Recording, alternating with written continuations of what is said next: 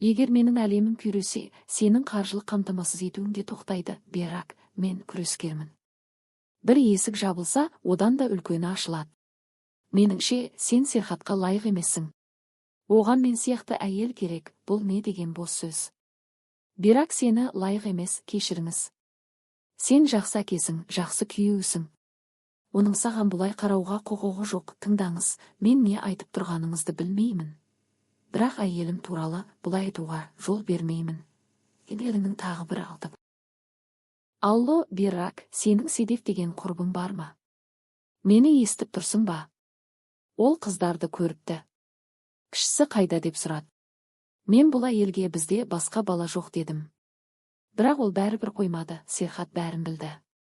Кадир туралы білді. Қандай жоққа шығару туралы айтып тұрсың? Қандай жоққа шығару?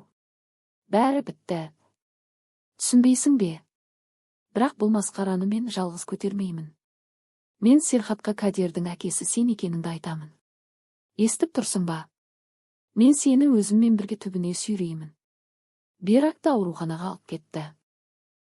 Ол күні бойы сенделіп жүрді, қатты шаршаған сияқты. Көлікте ұйықтап қалған. Көшеде қауіпті. Айналада бұзақылар көп. Баланы жалғыз жіберме. Бірдеңе болып қалуы мүмкін, сенен сұрауды ұмытыппын.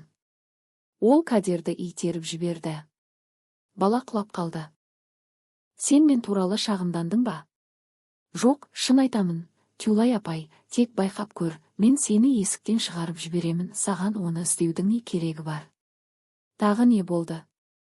Жарайды, айтамын, тек ашуланба, себебі болса, ашуланамын, жарайды, айт, ашуланбаймын. Сонымен әлгі Уканның қарызы болған. Өзі несие ала алмады. Маған сен ал, мен ай сайын төлеп тұрамын деді. Әккі ойлап тапқан екен, сен келіспедің ғой. Эбру. Қарындасым. Сен Укан үшін несие алмадың ғой. Алдым, өйткені мен ақымақпын. Алдым. Енді ол тіпті қоңырауларыма да жауап бермейді. Серхат Кадирді тапты. Кадир, неге арқаң ауырады? Кім саған бұлай жасағанын көрейін бе? Кадир Зейнеппен бірге анасына бару үшін ауруханаға келеді. Анашым, мен саған ренжімеймін. Мен сені қатты жақсы көремін. Зейнеп абайсызда сүрініп кітаптарды қағып кетіп телефон тауып алды. Берактың жасырын телефоны. Бұл не? Ол соңғы нөмірге қоңырау шалып, дыбыстың үйден шыққанын естіді. Зейнеп, не болып жатыр? Кадирдің әкесі осы жерде, осы үйде. Азра, сенің сөмкең өте әдемі екен. Көрсем бола ма? Әрине, қара. Бұл жалған. Жүр, дүкенге кіріп көрейік. Саған қолдан жасалған сөмке беріп жіберген. Азра күйеуімен бірге дүкенге бармау үшін әдейі телефонды сындырып, өзіне зиян келтіреді. Сен тағы да ауруханадасың, ес-түссіз жатырсың, бірақ мен сені сүймеймін. Бүгін не болғанын білесің бе? Мен не істедім? Өз туған ағамды, бала кезімнің қаһарманын, сенімен кездескен деп күдіктендім. Мен есімнен адастым. Қарашы, сен мені кімге айналдырдың? Оян, Берак.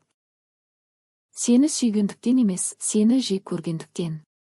Мен қиналып жүргенде сен ұйықтай алмайсың. Берак қыздарға тапсырыс берген сәлемдеме үйге келді. Анамыз әлі де бізге қамқор сияқты.